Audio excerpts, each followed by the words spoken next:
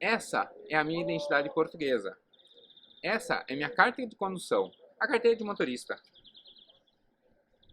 Essa é a minha carteirinha da universidade. Essa é a minha carteirinha da Universidade do Brasil. Essa é a minha carteira de advogado. Essa é a minha credencial de pastor. Será que esses documentos definem quem eu efetivamente sou? Será que esses documentos definem qual é a minha identidade? Eu sou... Não. O meu nome é Alan e hoje nós vamos tratar justamente sobre isso, sobre identidade, aqui na Quinta Teológica.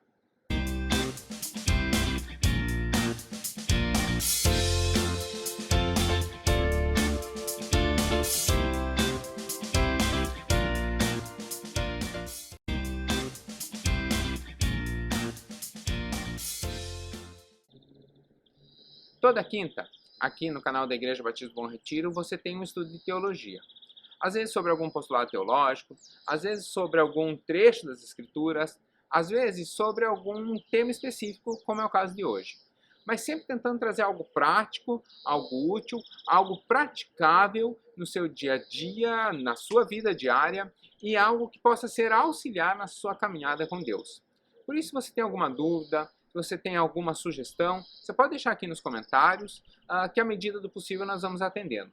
Do mesmo modo, se você acha que essa mensagem se aplica a alguém, algum amigo seu, alguém de sua família, alguém que caminha contigo, você pode encaminhar essa mensagem para essa pessoa, pode se inscrever aqui no canal, marcar ali as notificações, que daí você não perde nenhum dos eventos da Igreja Batista Bom Retiro que são transmitidos aqui pelo nosso canal. Então, pode mandar o seu comentário, pode mandar a sua sugestão e, na medida do possível, nós vamos atendendo a sua solicitação.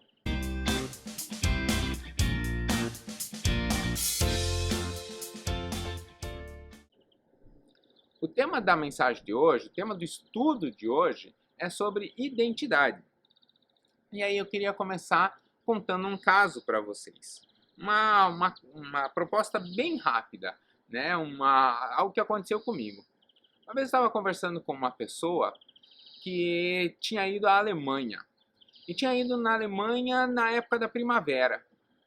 E aí a pessoa comentando dos jardins que via lá e como via aquelas casinhas do interior todas cheias de flores e tal. Eu falei assim, e aí você apreciou bastante aspargo, né? Comeu bastante aspargo porque estava na Alemanha em plena primavera. E a pessoa disse, não. Por quê? Eu falei, não, tudo bem, por nada. Ela falou, realmente tinha bastante, mas eu não comi.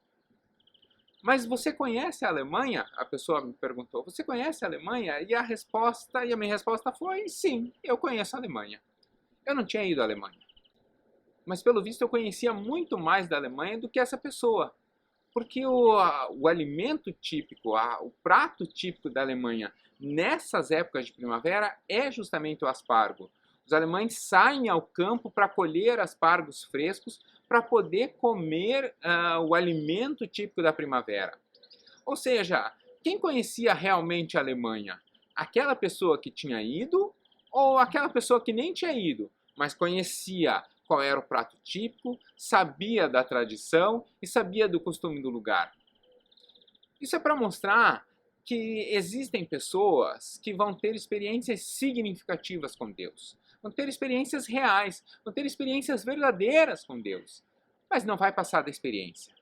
Ao mesmo tempo, vai ter pessoas que vão caminhar com Deus durante muito tempo e vão ter um relacionamento muito próximo com Deus, com sua palavra, vão ter um relacionamento muito verdadeiro com Deus, mas não vão ter essa experiência profunda, vivencial, ou essa experiência de um fenômeno, de algo que aconteceu. Mas olhando para os evangelhos, eu lembrei dos apóstolos e das pessoas que passaram pela vida de Jesus. A mulher do fluxo de sangue não teve seu nome gravado. O aleijado no tanque de Betesda não teve nem seu nome gravado. O homem que foi descido do telhado pelos seus amigos e foi curado também por Jesus, não teve nem seu nome gravado. Eles tiveram experiências reais, verdadeiras com Jesus, mas não passou disso. Ou, pelo menos, se passou disso, não foi registrado passar disso. Já os apóstolos, que nem sempre tiveram grandes experiências, alguns inclusive tiveram experiências de puxão de orelha, algumas experiências amargas por caminhar com Jesus, esses perpetuaram na história. Os que mais duraram ao lado de Jesus não foram aqueles que chegaram para ele e disseram: Jesus, filho de Davi, tem misericórdia de mim. Mas foram aqueles que chegaram para Jesus e disseram: Senhor, ensina-nos a orar. Esses são os que mais ficaram ao lado de Jesus e os que mais produziram frutos. Por isso que é tão importante conhecer a Deus e ter um relacionamento próximo com Ele e com a sua palavra. A ideia de identidade é justamente definir quem nós somos nessa perspectiva de reino. Por isso, eu separei algumas perguntas que vão provocar a nossa reflexão hoje.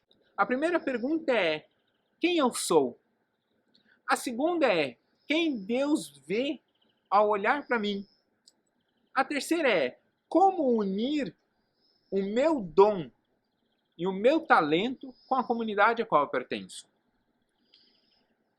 Responder essas questões, olhando para a nossa identificação, vai trazer a resposta à grande pergunta, a razão existencial da vida humana, que é: qual é o propósito da minha vida? Por que eu existo? Essa pergunta tem sido o reflexo não apenas do cristianismo, mas tem sido o reflexo da existência humana. Ela pode ser respondida através do reflexo e do entendimento das perguntas anteriores. A identidade é algo mais forte que nós temos. Eu comecei falando que o meu nome era, e não eu sou, como eu sempre começo. Se você olhar todos os outros estudos, eu sempre digo: eu sou o pastor Alan e essa é mais uma quinta teológica. Dessa vez não. Dessa vez disse que meu nome é Alan, porque o meu nome não define quem eu sou. Quem eu sou vai ser definido por questões muito maiores, muito mais elevadas, muito mais profundas. No templo de Apolo, lá na Grécia, havia uma pergunta que aqui embaixo você está vendo a transcrição dela em grego. E isso que está escrito quer dizer gnote salton, ou seja, conhece a ti mesmo. Algumas pessoas traduziam antigamente, de modo errôneo, conhece-te a ti mesmo. Isso é uma redundância que não é o correto da tradução. O correto é conhece a ti mesmo. É um reflexo, um pensamento de pensar sobre si, conhecer a si mesmo. Essa frase ela tem a sua versão latina, a versão em latim é tenet nosse, né? Tenet nosse, e ela é a grande reflexão. Conhecer a si mesmo é a grande razão da existência humana. No Diálogo dos Moços, um texto de Sócrates, dois pais chegam para o filósofo, para Sócrates, e perguntam a ele como deveriam educar seus filhos. Um diz que deveria educar para as artes militares, e para a ginástica, para a luta. E aí o seu filho seria alguém forte, alguém poderoso, alguém que não teria medo. E o filósofo diz: sim, essa é um bom destino para o seu filho. O outro fala: mas eu quero educar o meu filho para as artes. E aí a dialética, a arte do discurso, para os gregos era uma arte.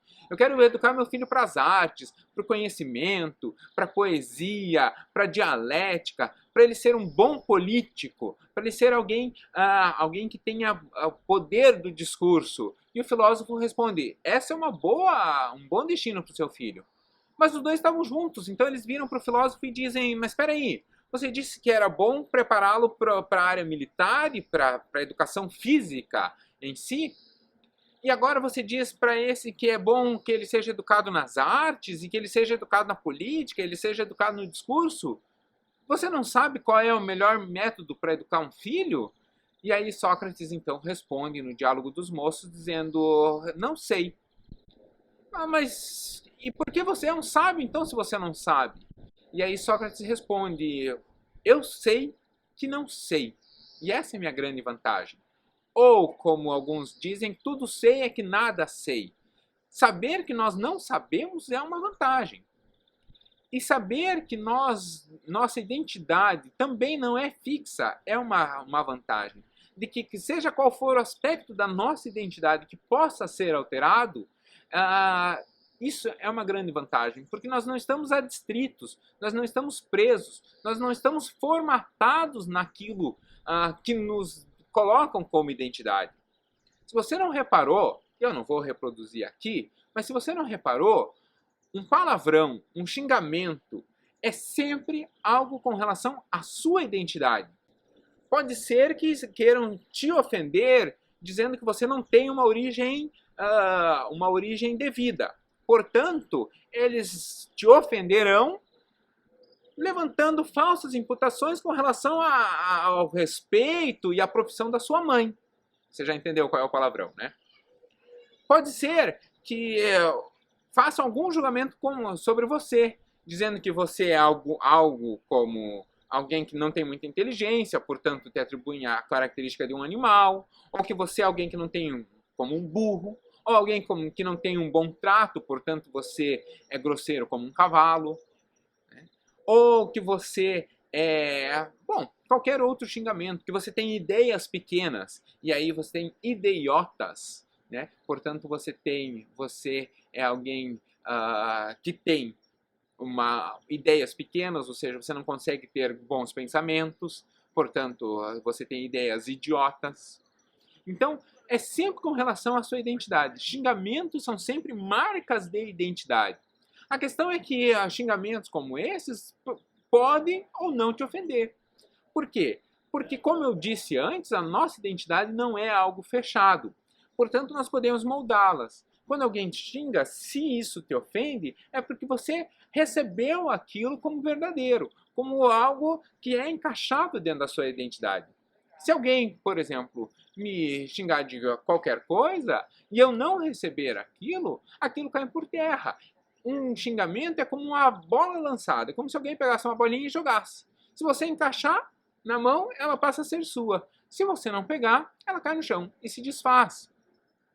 Portanto, você não precisa necessariamente receber essa identidade. E é justamente nesse reflexo de que nós vamos começar a pensar, então, qual é a nossa identidade. E o primeiro aspecto que eu queria levantar da nossa identidade é justamente esse, de que nós somos uma nova pessoa. Ao estabelecer que nós somos uma nova pessoa, tem dois trechos que eu queria lembrar. Primeiro é 2 Coríntios 5, mas depois nós vamos ler com calma João 1,12.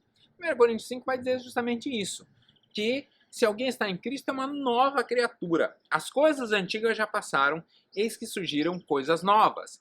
Portanto, isso é tão difícil com o povo de Deus, as coisas antigas já passaram. O que acontece antes da sua conversão, a partir do momento em que a conversão se opera efetivamente no seu coração, essas coisas ficaram para trás. Essas coisas não são lembradas mais por Deus. E o grande problema nosso é que Deus não vai lembrar dessas coisas, mas nós lembramos dia a dia. A gente faz questão de trazer a memória. É tão difícil, na lida pastoral, em gabinete pastoral, é tão difícil dizer para a pessoa que essas coisas já não importam mais, que essas coisas já não fazem mais diferença na sua vida, de que essas coisas já passaram. Evidentemente, as consequências daquilo que você fez, elas perdurarão enquanto isso não for acertado. Então, essas coisas permanecerão. Essas coisas, enquanto as consequências vierem, elas ainda poderão produzir efeitos. Mas nada mais serão do que consequências daquilo que aconteceu. Não precisam reverberar e produzir novas consequências, né? Então, há muitos exemplos. Uma pessoa, por exemplo, que tinha alguma adição, né? Adição aqui com 2 Cs. Uma pessoa que tinha algum vício. Ela pode nunca mais ter desejo daquele vício. Mas algumas pessoas vão se converter, vão caminhar com Deus, mas nunca mais poderão estar em um ambiente em que aquilo acontece. Por exemplo, quem tem a adição ao álcool, né? Então quem tem o alcoolismo é uma doença. A pessoa que tem problema com o alcoolismo mesmo depois de convertida, o ideal é que ela nunca mais tenha contato com nenhuma bebida alcoólica, porque é uma questão, a pessoa tem uma deficiência física, ela tem uma propensão a voltar a ter os sintomas físicos da adição, do vício em álcool. Então, as consequências permanecem, mas aquilo já não produz mais identidade na pessoa. Nós somos uma nova criatura em Cristo. João 1,12 vai dizer isso. Aos que receberam, aos que o receberam, aos que creram em seu nome, Deus lhe deu os direitos de se tornarem filhos de Deus. Então, essa nova pessoa que nós passamos a ser, é justamente que nós passamos a ser filhos de Deus. Nós passamos a ter um relacionamento direto com Deus. Não somos mais obra da criação, portanto, não mais criaturas, embora não deixamos de ser obra da criação, mas o nosso relacionamento passa a um patamar maior, um patamar de paternidade e, portanto, um patamar de filhos de Deus, uma identidade de filhos de Deus. Receber Jesus como nosso Senhor muda o nosso status de relacionamento com Deus. Nós nos tornamos filhos do Altíssimo. E, portanto, se filhos do Altíssimo, nós passamos a pertencer ao reino do alto. Ele nos recebe, Deus nos recebe na sua presença, como um pai amoroso recebe seus filhos, mesmo que o seu filho tenha errado. E essa identidade de que Deus nos recebe como seu filho, ela vai significar muito, porque Deus vai atender o pedido do seu filho. Se nós, pais ímpios, nós, pais que erramos, nós, pais pecadores, nós já tentamos fazer de tudo, seja acertando ou seja errando, né? Seja você é um pai mais rigoroso ou um pai mais tranquilo, um pai mais light, nós tentamos fazer sempre o nosso melhor para os nossos filhos, quanto mais o Pai Celestial. Essas são palavras do próprio Jesus. Então, nós tentamos sempre fazer o melhor para os nossos filhos, do mesmo modo que Deus sempre faz o melhor para os seus filhos. Provérbios 4:1 vai chamar a nossa atenção. Ora, se nós somos então filhos, como que as Escrituras dizem que como um filho deve se comportar? Provérbios 4:1 vai dizer: ouçam, meus filhos, a instrução de um pai. Estejam atentos e obterão discernimento. Se João 1,12 diz que eu sou filho de Deus e Provérbios 4:1 diz que eu devo estar, um bom filho, deve estar atencioso aos ensinamentos do pai, portanto, eu devo estar atencioso aos ensinamentos de Deus. E onde eu encontro os ensinamentos de Deus? Eu encontro nas Escrituras. E através dos estudos que nós trazemos aqui, porque são baseados nas Escrituras. Então, conhecer as Escrituras, conhecer o que Deus determina para nós, vai aumentar e vai intensificar o nosso relacionamento com Deus. Vai aumentar o nosso relacionamento com Deus, porque nós ouviremos mais a voz de Deus e poderemos cumprir melhor os seus desígnios. Ao mesmo tempo em que nós somos nova criatura, ao mesmo tempo que nós temos uma nova identidade, pertencemos então à família de Deus, nós precisamos entender que nós fazemos parte de uma coletividade, de uma nova família. Efésios 2:19 vai dizer exatamente isso. Vocês não são estrangeiros nem forasteiros, são cidadãos dos santos, membros da família de Deus. Nós passamos a habitar em um local, nós temos uma natureza diferente e passamos a habitar em um local diferente. Não é que você se mudou, mas é que você se mudou. Não entendi. É que você passa a permanecer na terra, mas sendo um estrangeiro para esta terra. Você agora é concidadão do céu. Você agora é cidadão do céu. Você agora tem a sua morada, tem o seu lugar de morada reservado nos céus. Eu estou hoje em um lugar diferente. Eu estou em um lugar um pouco... talvez você não esteja reconhecendo. Eu estou dentro do campus da Universidade de Aveiro.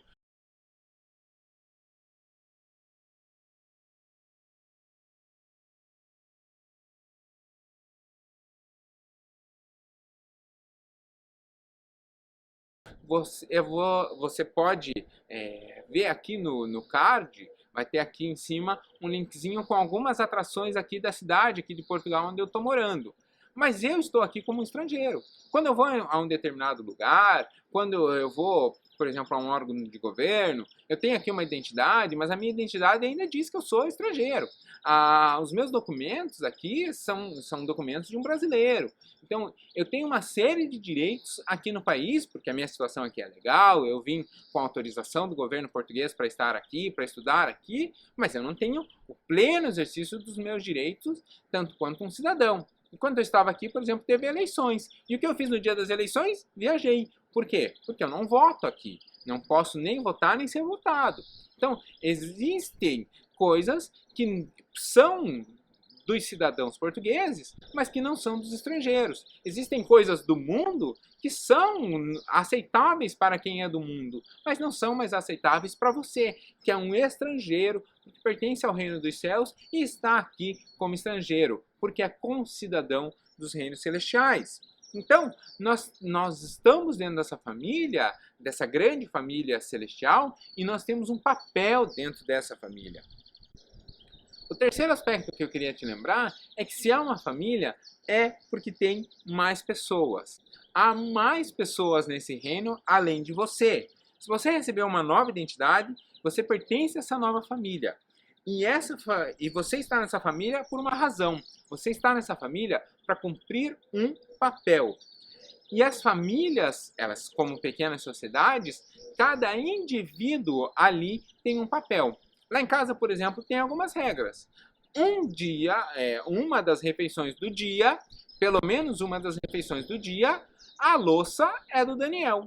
Daniel, meu filho, ele é responsável por lavar a louça em uma das refeições do dia. Por que uma? Porque ele é um pré-adolescente, ele está crescendo, ele está assumindo responsabilidades. 4 anos atrás, o Daniel não tinha essa responsabilidade, ele ainda era pequeno. Talvez daqui a 4, 5 anos, a responsabilidade dele vai ser toda a louça das refeições da casa vão ser responsabilidade dele. Porque a gente vai aumentando o nosso papel, vai exercendo os nossos papéis dentro dessa família. Então você não está sozinho nessa família. Você é especial, é um membro querido dessa família, mas você não está sozinho dentro dessa família. É necessário estar na família fazendo algo. E aí deixa eu parar aqui porque eu recebi uma pergunta bem interessante esses dias. Uma pessoa me escreveu assim: pastor, eu me converti há pouco tempo, não sei qual é o meu dom. Toda pessoa que se converteu, ela tem um dom que deve ser exercido na igreja? E a minha resposta para ela foi sim. Toda pessoa exerce um dom dentro da igreja. Ela falou assim: mas eu não tenho dom nenhum, eu ainda não sei nada, faz pouco tempo que eu me converti. Qual será que é o meu dom? Eu falei, calma, se você ainda não tem um dom específico revelado, você tem um dom muito importante, que é o dom de sentar e ouvir. Isso é um dom. Você já pensou que chato ou que horrível que é para o pregador parar, sentar e pregar sem ter ninguém dentro de uma igreja vazia? Isso é horrível. Não há nada melhor do que você sentar, subir ao púlpito e pregar uma palavra que você estudou, um estudo que você preparou, que você sabe que é aquilo que a igreja precisa ouvir, que você realmente acredita que é a mensagem de Deus para aquela igreja, para aquele dia, e à medida que você vai pregando, você olha nos olhos da pessoa e a pessoa olha para você com olhos de que está prestando atenção e compreendendo. Isso é uma resposta para o pregador de incentivo muito grande. Talvez o dom dessa pessoa é um dom de incentivo. É sentar ali e prestar atenção, ouvir uma mensagem com atenção, é um incentivo tremendo. Às vezes a pessoa sobe lá porque tem uma série de traumas, porque não está acostumada a falar em público, quer dar um recado e você está olhando para ela, prestando atenção. Isso é um incentivo para ela, isso é um bálsamo para o seu medo. Então, esse é um exercício de dom também. Ouvir com atenção é um exercício de dom. Então, não se preocupe. Se você não tem dom, existem testes de dons, tal, mas todos nós temos um dom e temos um papel dentro dessa família. E essa família, então, tem diferentes papéis. Nem todos são chamados para ser pastores, nem todos são chamados para ser músicos, nem todos são chamados para ser conselheiros. E é normal isso. Eu, por exemplo, não tenho o menor dom musical. Eu desafino tocando a campainha de casa. Não entendo absolutamente nada de música. Sou um completo ignorante, um completo analfabeto com relação à música. Não sei, se me der uma pauta musical, não sei dizer qual nota é qual ali. Mas isso me faz menos adorador do que alguma pessoa que é mestre, doutor em música? Não. Por quê? Porque ela vai tocar divinamente e eu acompanho. Às vezes acompanho mal batendo o pé, às vezes eu acompanho cantando bem baixinho, porque sou desafinado, mas acompanho. Sei que ela está no pleno exercício do seu dom e eu faço o papel de não atrapalhar. Então nós estamos aqui para coletivamente exercer a perfeição, cada um dentro do seu dom. E aí, quando todos exercem o seu devido dom, nós cumprimos o mandamento de Salmo 133:1, que diz assim: como é bom e agradável quando os irmãos convivem em união. Quando os irmãos vivem tranquilamente, quando os irmãos vivem em união, nós vivemos em um ambiente em que tudo de bom acontece. Quando nós temos o correto falar, quando nós temos o cortês trato um com o outro, quando nós temos a aceitação, quando nós temos a correção e principalmente quando nós temos a progressão, ou seja, o crescimento, esse é um sinal de que estamos vivendo dentro do propósito que Deus nos deu. Você quer conhecer uma igreja que está caminhando dentro do propósito de Deus? Exatamente essa igreja, que tem o correto falar, ou seja, fala aquilo que as escrituras dizem e não fala aquilo que as escrituras não dizem. Tem um trato correto, pastor que é muito agressivo, pastor que é muito explosivo, tem a aceitação, ou seja, recebe as pessoas como elas são, mas tem a correção, não nos deixa como nós éramos. Prega a progressão, prega o crescimento, tanto em números quanto no crescimento no conhecimento da palavra. Olha o que Romanos 14:15 vai dizer. Se o seu irmão se entristece devido ao seu ato, você já não está agindo por amor. Por suas práticas, não destrua o seu irmão, porque em Cristo morreu. Você está em uma família em que o seu irmão também é detentor da misericórdia. Por isso que ofensa é algo muito particular.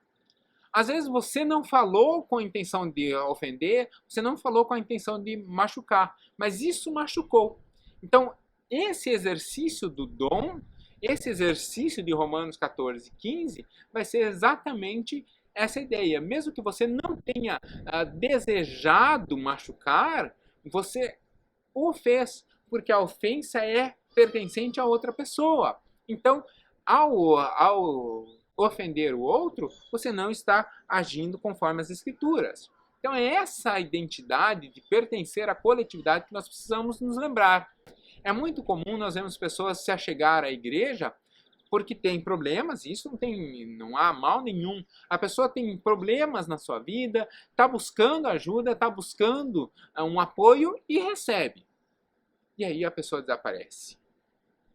Quer dizer, na hora de receber, a pessoa está ali. Depois que a pessoa é curada, tratada, tem o seu problema resolvido, que aí ela podia começar a exercer o grande chamado de Deus, que é ela ser um vetor de bênção, aí a pessoa desaparece. Perdeu a oportunidade de cumprir aquilo para quem a razão de existência, o propósito da sua vida, né? Então é uma pessoa que viveu a experiência, chegou diante de Jesus e falou: filho de Davi, tem misericórdia de mim. Porque aqueles que chegaram diante de Jesus e disseram: ensina-nos a orar, esses foram instrumento e ferramenta, inclusive com a morte martirizada, como aconteceu com os apóstolos. Então nós precisamos olhar para a família de Deus e olhar para a coletividade de um modo maior. Ao mesmo tempo, tem um ponto quarto, que é: você tem um sobrenome que te faz representante de uma família. Colossenses 3:12 vai dizer isso, ó. Portanto, como povo escolhido de Deus, santo e amado, revistam-se de profunda compaixão, bondade, humildade, mansidão e paciência. Essas virtudes, essas qualidades, esses adjetivos são adjetivos que vão caracterizar qual é a sua origem, a que família você pertence.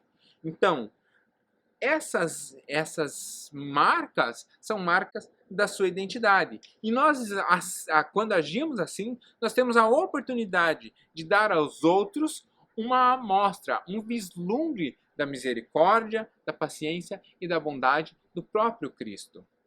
Mateus 25 vai nos ensinar isso. Quando Jesus está recebendo uma série de pessoas no céu, e há algumas pessoas que chegam para ele e falam, mas Jesus fala, entrem, porque eu estava com fome e vocês me deram de comer. Eu estava nu e vocês me vestiram. Eu era estrangeiro e vocês me atenderam. E aí essas pessoas vão perguntar assim, mas quando nós fizemos isso para o Senhor?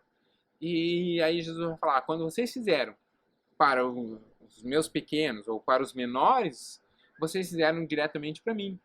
Ou seja, quando nós fazemos para o outro, nós somos ali vetor de bênção, nós somos ali canal de bênção sobre a vida dessas pessoas. Olha o que vai dizer Mateus 25:40, diante dessa construção que Jesus faz. O rei responderá, digo-lhes a verdade, o que vocês fizeram a algum dos meus menores irmãos, a mim o fizeram. Eu uma vez estava vendo uma palestra de uma professora e ela falou assim, eu mudei a minha vida no dia em que eu notei o modo com que eu tratava o meu professor dela, né? Do modo que eu tratava o meu professor e no modo que eu tratava os meus alunos.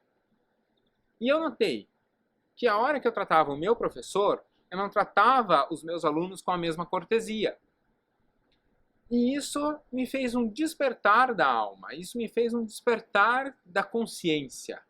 Por que o meu professor, que é meu orientador, que é quem dirige a minha vida acadêmica, merece ser tratado com mais respeito do que os meus alunos?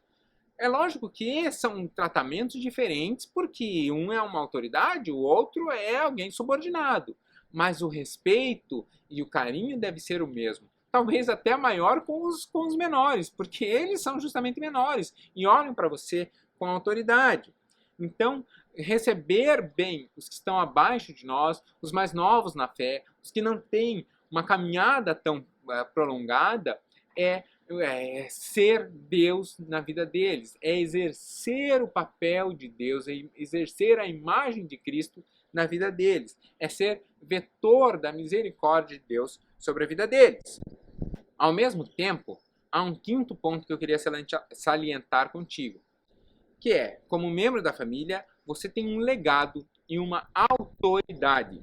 Cristo se dá pelo incentivo extra, nos dá, aliás, nossa identidade em Cristo nos dá um incentivo extra para concluir o trabalho que o próprio Cristo começou.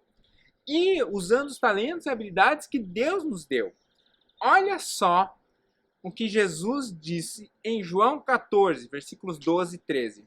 Digo-lhes a verdade, aquele que crê em mim fará também as obras que eu tenho realizado.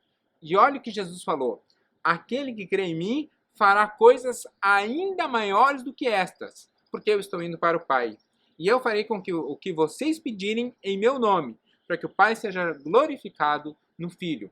Você entendeu o que Jesus falou aqui? Fará coisas ainda maiores do que as que o próprio Jesus fez. Coisas maiores que o próprio Jesus fez. Ele nos deu essa autoridade. Para quê? Porque a cada vez que nós fazemos algo grandioso, a cada vez que nós exercemos o amor e a misericórdia, o perdão imerecido em nome de Jesus, o nome de Deus, por meio de Cristo Jesus, é engrandecido.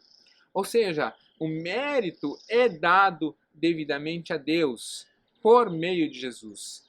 Isso é a construção que nós vemos lá em Apocalipse, que os anciãos, que é um sinônimo para sábio, que os sábios, ao receberem a coroa da glória, ou seja, ao receberem o prêmio do bom ato, os sábios retiravam a coroa e colocavam aos pés do Cordeiro, porque devolviam a glória para Deus. Não recebiam para si a glória, porque entendiam que a glória que recebiam, fruto do exercício dos seus dons, era, na verdade, merecida ao Cordeiro, era dedicada, era entregue a quem de direito, ou seja, ao Cordeiro. Então nós somos canais de bênção sobre a vida daqueles que passam por nós. E como membro dessa família, nós precisamos entender que nós temos um papel, nós temos algo a ser feito. Nós não estamos nessa família à toa, nós temos uma tarefa nessa família. Efésios 4, versículo 8, vai dizer isso. Por isso que me foi dito, quando eles subiam em triunfo às alturas, deu dons aos homens. Ou seja, Deus dá os dons a nós no momento em que Cristo sobe. Os dons que Deus tinha de curar, de ensinar, de admoestar, de corrigir, esses dons que Jesus tinha, esses dons são passados a nós. Os mesmos não, as pessoas não têm todos os dons, a mesma pessoa não tem todos os dons, mas a coletividade da igreja tem todos os dons. Justamente por isso, porque nós temos ali, dentro da coletividade, o exercício total dos dons. Efésios 4, versículo 2 e 3 vai dizer isso também. Com toda a humildade e mansidão, com longanimidade, suportando-vos uns aos outros em amor, procurando guardar a unidade do Espírito pelo vínculo de paz. Ou seja, é na coletividade, é na união de todos os dons que nós temos a nossa nova identidade. Portanto, essa nova identidade é uma identidade advinda diretamente dos céus. É uma identidade que vem do próprio Deus para nós. É uma identidade que vem formada pelo próprio Deus. E aí é o nosso grande desafio. Deixar de lado o velho homem e assumir uma nova identidade conquistada por Cristo Jesus na cruz do Calvário. Eu não sei exatamente que tipo de trauma você tem, mas eu sei que seja qual for o trauma que você tem, ele pode ser curado, você pode receber uma nova identidade em Cristo Jesus. O caminhar com Cristo e o caminhar com a coletividade de Cristo, o caminhar com a igreja, ele é um ambiente perfeito para o exercício dos dons, inclusive nos defeitos que ela tem, nos problemas que ela tem, porque estar ali sendo um veículo de bênção, sendo ali um veículo de ajuste, de correção, é um exercício, um modo de você exercer o seu dom. Então, a grande proposta desse estudo é justamente essa, de que você coloque os seus dons, as suas aptidões, os seus talentos em prol da igreja, em prol da coletividade, da família a qual você pertence, e que isso forme de modo único a sua identidade, para que você consiga receber em Cristo uma nova identidade e uma identidade que te leve a patamares mais elevados, a níveis mais elevados, tanto de consciência pessoal quanto de consciência com relação ao próximo. Ou seja, ao olhar para o próximo, você vai ver alguém, o seu efetivo irmão, alguém efetivamente da sua família. E como irmão, você sabe, nem sempre o seu irmão terá a identidade perfeita como você gostaria que fosse. Por quê? Porque ele ainda está aqui, ele ainda está nesse ambiente, crescendo. Talvez você tenha alguma diferença com relação ao seu irmão, mas talvez o seu irmão tenha alguma diferença com relação a você.